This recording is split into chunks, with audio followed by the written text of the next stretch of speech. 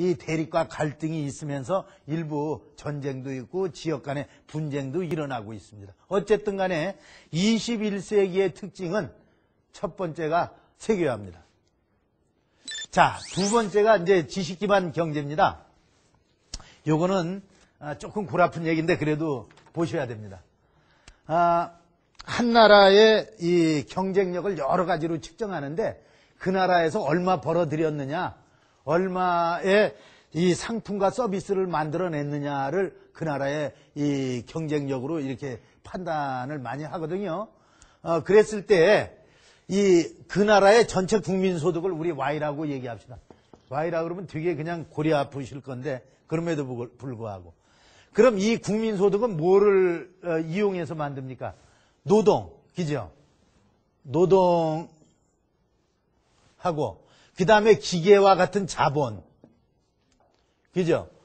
이런 것들을 이용해서 만든단 말이죠.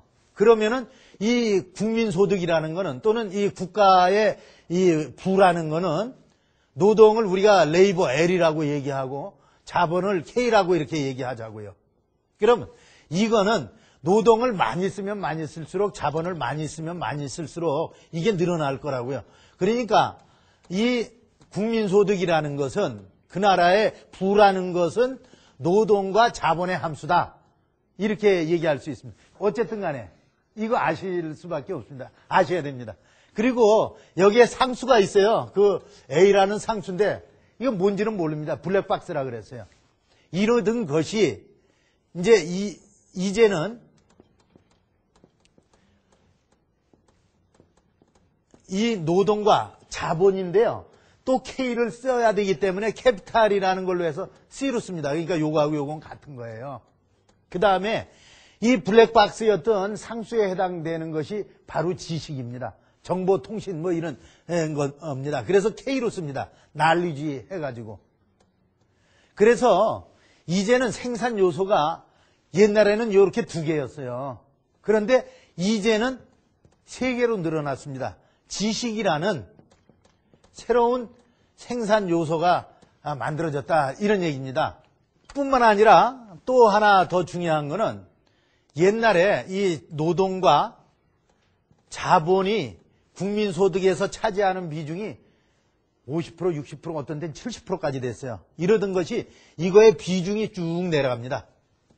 그리고 이거의 비중이 올라가요. 자, 왜 그러냐? 이 노동의 비중이 왜 내려가게 해요? 제일 중요한 거는 이 고령화가 되고요. 그래서 이 생산 인구가 많이 줄어드는 겁니다. 그죠? 그 다음에 저출산으로 해가지고 이게 쭉 떨어지는 거예요. 또 떨어지는 이게 요거에 대해서는 조금 이따 다시 얘기하겠습니다. 이 기계 자본 쪽에서 이건 L입니다.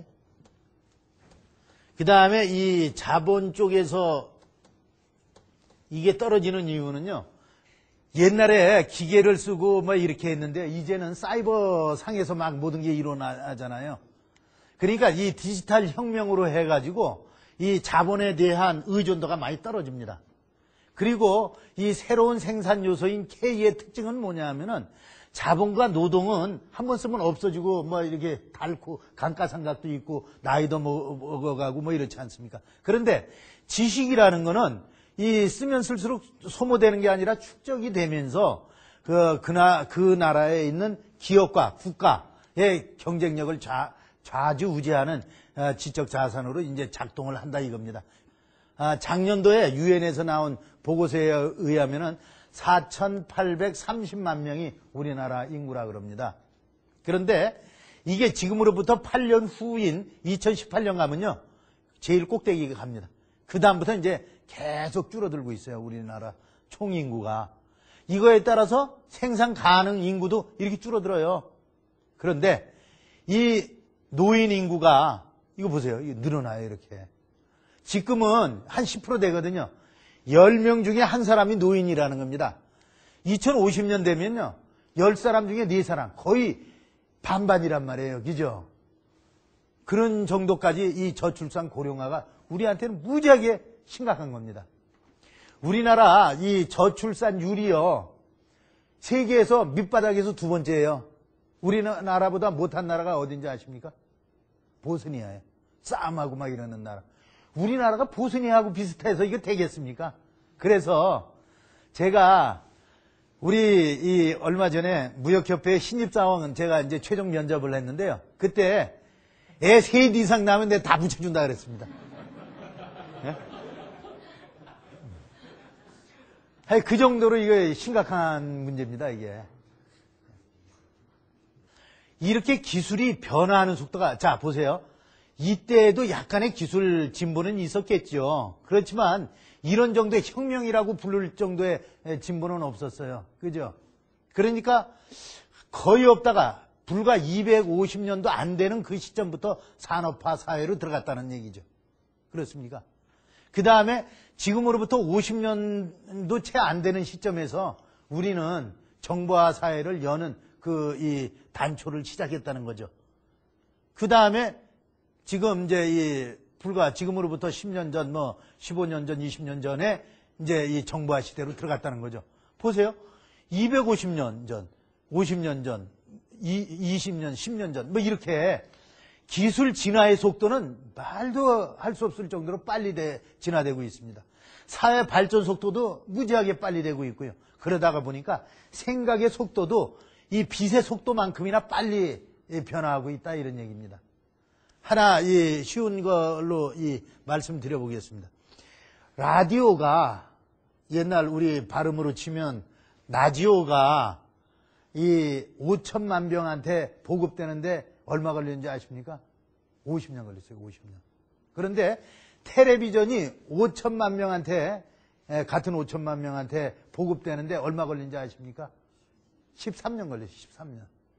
인터넷이 보급되는 얼마 걸리냐면 4년 걸렸어요. 그런 정도로 무지하게 빨리 보급이 되고 있어요. 지금 우리 세계 인구가 68억이라 그럽니다. 68억 중에서 10억 명 정도가 인터넷을 쓴다 그래요. 그런데 지금으로부터 2년 후인 2012년 되면 전 세계 인구의 3분의 1 정도가 인터넷을 쓸 거라는 거예요. 그런 정도로 이 빠른 속도로 변화하고 있다 이거.